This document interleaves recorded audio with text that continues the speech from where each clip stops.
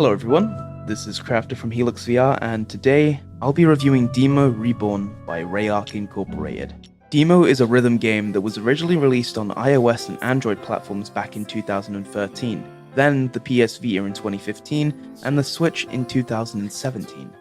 However, it was recently remastered for the PlayStation 4 with additional VR support.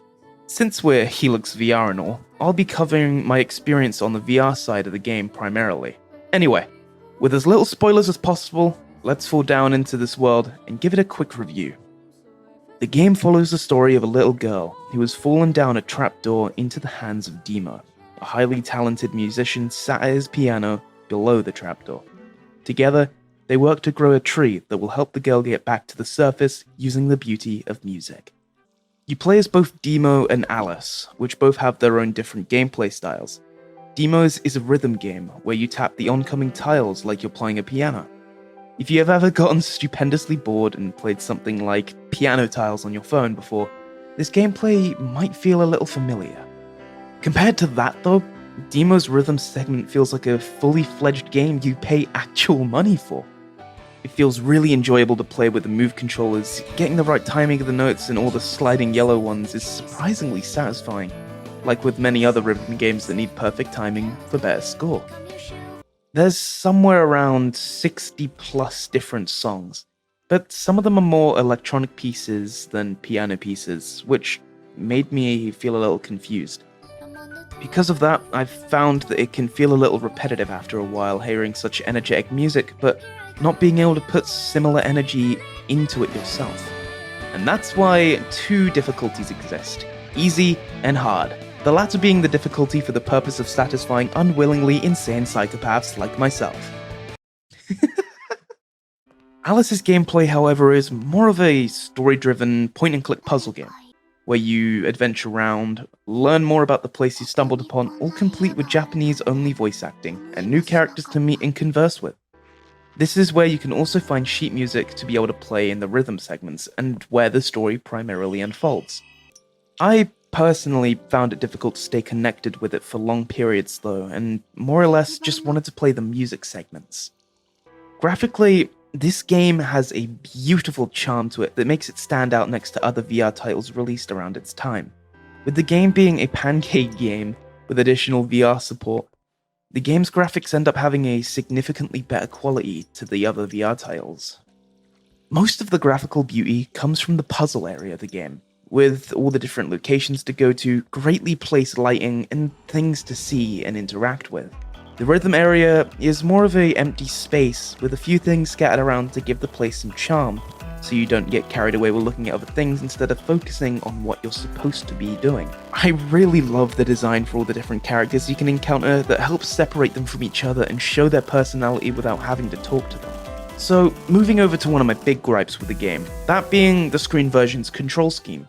It feels really underworked, and at first glance, looks like the button mapping was just kind of thrown together and they called it a day. Simply put, screen mode will not be an easy experience for any newcomers, sadly. If you play with VR and motion controllers, however, the game becomes a lot easier to play, figure out, and experience. Because instead of pressing buttons, you tap the piano keys to hit the notes. Finding out about that was by far one of my favorite parts of the gameplay's beginning and really put a big smile on my face whenever I was playing it. Other than that, everything seems to work flawlessly, but the difficulty curve with hard mode was very quick and sudden for VR in my opinion, as for some reason, normal difficulty can only be used within the screen version of the game, but can't be used in VR. Does kinda suck, but I can live with it. If anything, I like to stick games into hardest difficulty to easily learn them. Alright, now, on to the prices. This game costs either £32.99, $39.99, or €39.99. So, how do I put this? It's definitely not a budget-friendly game, and I personally think that the game's too expensive at its default price. When you look at what the game is though, with the compelling story, beautiful graphics, and all of the licensed music, it's completely understandable why it's so pricey, and I don't blame them for it, at all. It's not easy to make games, and for this to be their first game with VR support, I expect damn well they'd want to make a good buck out of this. I actually didn't know about the price until I started reviewing this, and now I feel like an entitled asshole for not enjoying it as much as I should have. Personally, rhythm games are my favorite genre of games, but this just wasn't really a game I was energetic to play heavily, which I'm still bummed about. Whether it was a mix of the story segments that I didn't want to sit through or the lack of energy needed to play compared to the likes of Beat Saber, I just couldn't get too into it. Now please, don't get me wrong, this is a beautifully crafted game and I loved every minute of it regarding the music parts. It was a very memorable and challenging experience. I just don't know if it's required to sink some huge time into the game and complete its story to be hooked with it, or if I'm just missing something. Simply put, DEEMO Reborn is an absolutely amazing game by a passionate group of developers which tells a beautifully crafted story, but it has a few underlying issues and may not be for everyone, especially if you have a different outlook on VR like I do, where energy and heavy motion is preferred. Keep in mind though that a lot of my negative thoughts about this game is simply down to my own experience and opinions. If you think it's worth it, then give it a go. Don't let my bad comments influence the positives of this game. It has potential to possibly be your favorite game, and you don't even know it yet. Nonetheless, thank you all for watching, and I apologize for the fairly negative tone at the end of this review. If you enjoyed the video, then make sure to leave a like, and if you didn't, then leave a dislike. If you want to see more content similar to this and be kept up to date on upcoming VR titles, reviews, and giveaways, subscribe, turn notifications on.